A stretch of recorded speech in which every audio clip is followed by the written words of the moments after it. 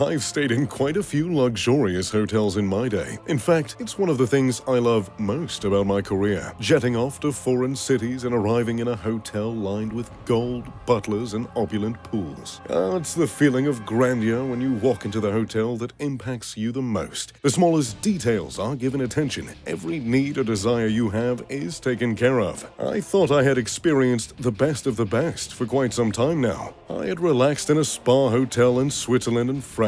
I had looked out over Central Park with a cocktail in my hand. I thought I had checked off every box. And then I visited the Burj Al Arab in Dubai, which is known as the best hotel in the world and has long been considered the world's only 7-star hotel. My mind was blown. What I thought of as luxury before was challenged. And with a name like Mr. Luxury, well, that was a life-changing experience. Today, I'm going to walk you through the world's only 7-star hotel. We're going to talk about the gold, the glitter, the spas, the caviar, and everything in between. Now, the Burj Al Arab has been around since 1999, so it's quite a surprise that I didn't make my way over there sooner. The hotel itself was commissioned by the Sheikh of Dubai, Sheikh Mohammed bin Rashid Al Maktoum, and is estimated to have cost $1 billion to build. So, why would a sheikh spend $1 billion to build a fancy hotel? Mainly because he knew he had to put Dubai on the map for something other than oil. Much of Al Maktoum's rule has been focused on diversifying the economy and making it a luxury destination for millionaires around the world. And judging by the amount of times I've visited the city with friends, I have to say, it's working. Construction began on the monster of a building in 1994. The name translates directly to the Arabian Tower, and that's quite a literal name. The hotel towers 920 feet above the city. An artificial island was built specifically for the hotel to give it the appearance of a ship sail rising from the water. To keep this complicated piece of architecture in place, there are 250 concrete columns underneath the building and the island, which go 148 feet under the sea. In other words, you've got nothing to worry about staying there. There are 2 ways to access the island and arrive for your luxurious vacation. You can either take the complimentary Rolls-Royce from the airport, which is what I opted for, or you can take your private helicopter to the helipad that is on the top floor of the hotel for a more ostentatious and exclusive entrance. Either way, you'll be arriving in paradise. The lobby of the hotel is quite a sight upon your entrance. The lobby's alive with warm colors, patterns, and textures. A massive stone cascade fountain behind the reception desk utilizes water, mist, and fiber optic lights to create a choreographed show where the water leaps down and across the steps. There are gold columns, gold features, and gold furniture, and that's something you'll have to get used to.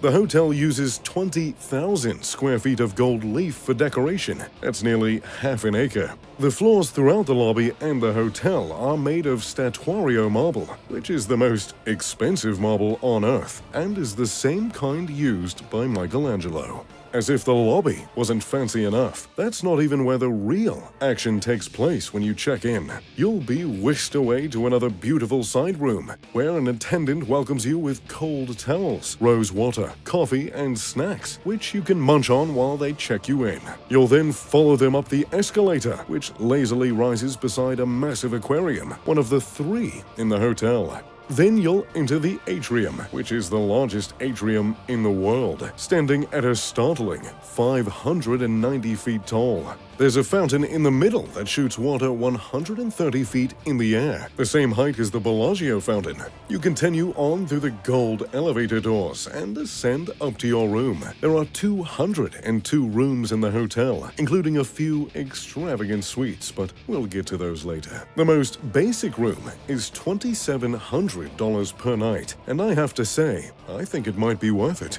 Upon entering, the floor's butler will help you settle in. That's right, each of the floors have their own butler. Reportedly, there is a 6-to-1 employee-to-guest ratio at the hotel, and I believe it. The butlers are known to be able to help you with absolutely anything you need, and that begins the moment you step in the room.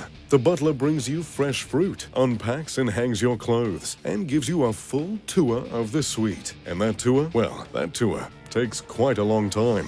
Even the least expensive room at this hotel is a 2-story suite. The first floor includes the dining area, living room, and an extensive minibar, stocked with all the drinks your heart desires. The dining room table has a display of fine chocolates, including some fresh-made macaroons. Everything in the suite is remote controlled, from the blinds to the television compartment, to the lights, to the temperature control system.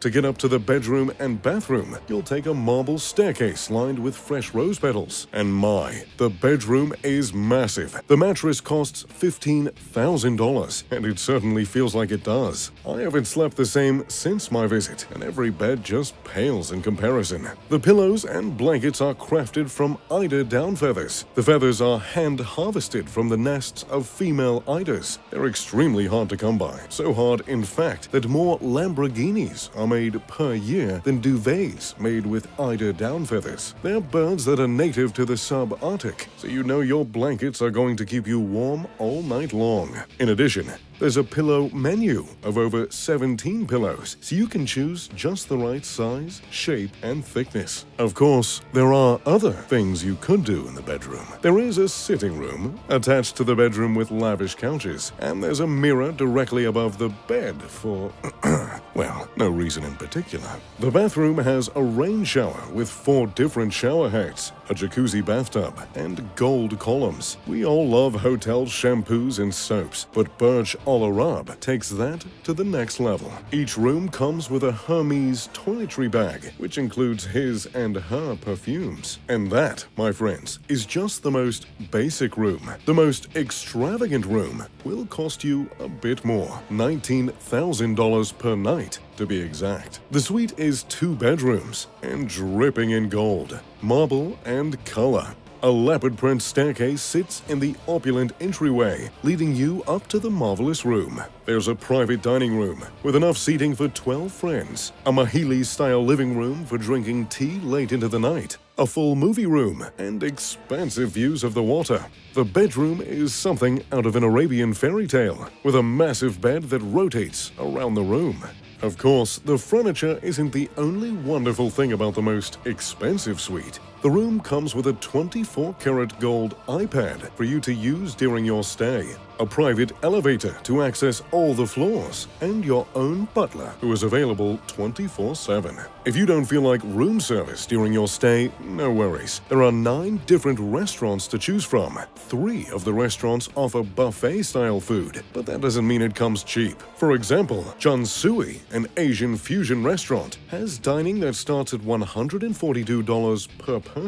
25 chefs cook up the gourmet buffet-style food at 8 different cooking stations directly in front of the guests, and a sea of Swarovski crystals hang overhead for ambience. There's also Scape, which serves California-style cuisine poolside and has some fairly affordable food on its menu. All the restaurants are 5-star, but there is one that rises above the rest. Al Mahara is the flagship restaurant of the Burj Al Arab. It serves incredible local seafood made by Nathan Outlaw, a Michelin chef. Nearly every dish is topped with truffles or caviar, and even the complimentary bread comes with beautifully crafted smoked salmon butter. I love that salmon butter. The main course, such as salt-baked salmon, is valued at over $200 at the restaurant. This fine dining takes place in one of the most remarkable dining rooms on Earth. A 260,000-gallon aquarium surrounds the tables, full of beautiful coral, fish, and plants. The high ceilings are gold, with a reflective sheen that makes the room feel even more luxurious. If you're not feeling hungry and would rather have a drink, you can take the gold and turquoise elevator up to the aptly named Gold on 27, the Bar and Lounge. The bar has stunning views of Dubai and, of course, the entire room is covered in gold. Chandeliers and crystals hang from the ceiling, as if you needed anything else to remind you how expensive this room is. The hotel has several pools, most of which are located on The Terrace, a 108,000-square-foot leisure area. One of the pools has a beach area surrounding the infinity pool to give it a true resort experience. The pool blends into the ocean and the horizon beyond, providing a truly breathtaking experience. In addition, there are 24 cabanas and 8 royal cabanas fit for a king. The royal cabanas have air conditioning, a full bar, and restaurant menu, butler service, of course, and fresh fruit. I've always been a fan of honeydew. And if you'd rather take a dip inside, however, the spa is the perfect option for you. Talisi Gym and Spa, located on the 18th floor, has separate areas for men and women. There's a sauna with glass windows that overlook the ocean, a massage room, an ice-cold plunge pool, and steam room. The infinity pool has blue and green mosaic tile to reflect the relaxing atmosphere. The pool can also be reserved for a romantic moonlight swim, which promises the full pool to yourself and your partner, with rose petals in the water and champagne and strawberries on the side. Sounds like a Bruno Mars song. There are endless things to do, see, and eat at the Burj Al Arab, and I have to say, I definitely think it's a 7-star experience. What do you think? Is the hotel worth it? What changes would you make to make it better? Let me know in the comment section down below. If you enjoyed the video, make sure to leave a like and subscribe. As always, I'm Mr. Luxury. Pip pip to doodly doo.